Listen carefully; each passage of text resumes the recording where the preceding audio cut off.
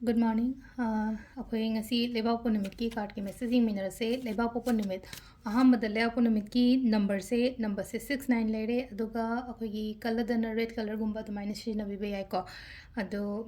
दगी अमु हाइदि अखोइना चाक थुंबो pot पा मा दुदना हाइदि red की ओइबा पोट अमा चाबा याबा पोट अमा दुमाइन तरोगा खितंग ममिंग योना दुमाइना हापसु याई को रेड की ओइना चाबा याबा हाइरगदि बीटरूट लेरी अदगी खमेन सिनबा लेरी को अदुमबना चिंगबा हाइतार अंगांगबा मचू की पोट अमा हेता दुमाइना को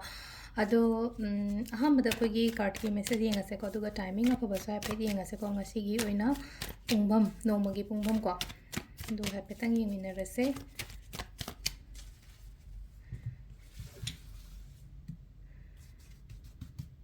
सिदगी कार्ड अहुम खतंग थोगे को number 1 card number 2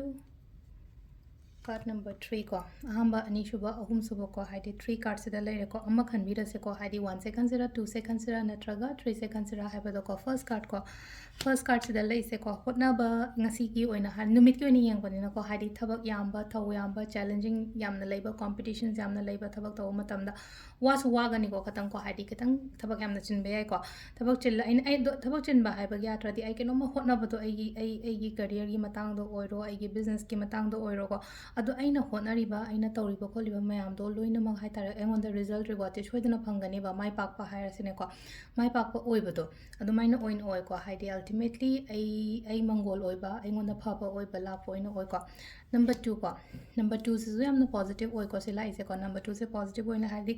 exchange कुंबगी type तमा तौद्रा हाइदि लव एक्सचेंज ने खंगदे को अनुशिनना लेमिनाबने खंगदे नत्रगा बिजनेस तगा हाइरगसो को अमना अमगी मतेंग पांगनाबा हाइरसिने को अमना अमगी मतेंग पांगबा हाइबगी आत्रदि एम्प्लॉई हाइरसिने को आगे एम्प्लॉई गा एम्प्लॉयर गा हाइदि आगे थबक तौ आइना मीगी दमक तौबिबा नत्रगा हाइदि आइगी दमक तौरिबा मींगै दुगा हाइदि फजना नुसि केनो तौनना हाइदि मोतिनना थबक इंखांग तौमिनाबदा अनिमक तकानाबा फंगबदो दुमाइना को नंबर 2 से को अदुगा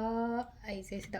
अहुम लौथोरे केनो तौरे कार्ड से को मथक थंगबसिदा मोइन लौरगे को अनि सतोमे सिदासु अमुको लेना को हाइदि अइनगा कुइना ngairaga leiba pot kumba leragadi ko la ani ko yam thuna dum lakpo oina oire ko haidi phangbo oibodo aina ngairaga leiba pot se aingonda soidana adugi result se ko adugi result to positive result adumaina lakani ko sid leire ko koigi kainogi oina di card message se sid leire timing se so hapetang ai hai ko timing se ki पुंग तरेत का minute यांखै मंगा दगिना